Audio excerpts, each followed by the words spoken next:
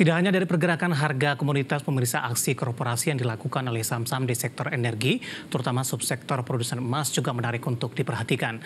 Di antaranya PT Merdeka Copper and Gold Tbk atau MDKA bakal menawarkan obligasi senilai 2,55 triliun rupiah dengan kupon cukup premium. Obligasi ini merupakan bagian dari obligasi berkelanjutan 4 MDKA dengan target dana sebesar 15 triliun rupiah.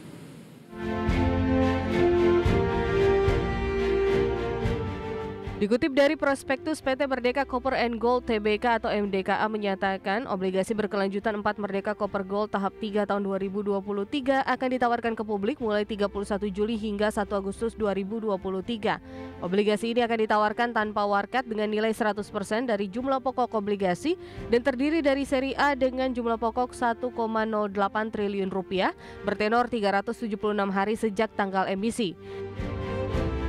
Seri A ditawarkan dengan kupon tetap sebesar 6,75% dengan bunga obligasi pertama akan dibayarkan di 4 November 2023. Sementara itu, bunga obligasi terakhir akan dibayarkan di 11 Agustus 2024 untuk seri A dan 4 Agustus 2026 untuk seri B.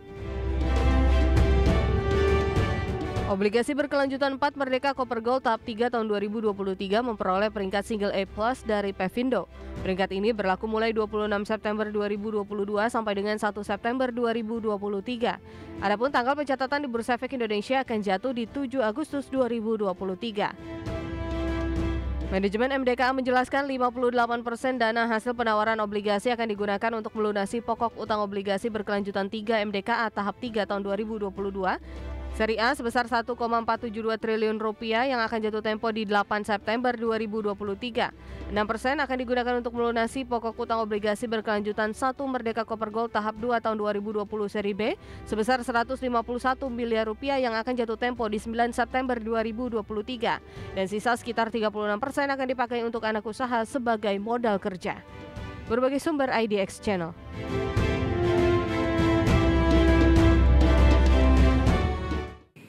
MDKA termasuk salah satu saham yang menjadi penopang penguatan indeks harga saham gabungan di sepanjang hari ini, dan MDKA juga masuk ke dalam deretan top gainers dengan mengalami penguatan di atas 5%. Langsung saja kita ke grafis yang pertama, pemirsa. Kita akan coba lihat bagaimana pergerakan saham MDKA di sepanjang perdagangan hari ini. Dapat Anda saksikan juga di layar televisi Anda, pemirsa, dibuka di sesi pertama pada pagi tadi di level 3.190.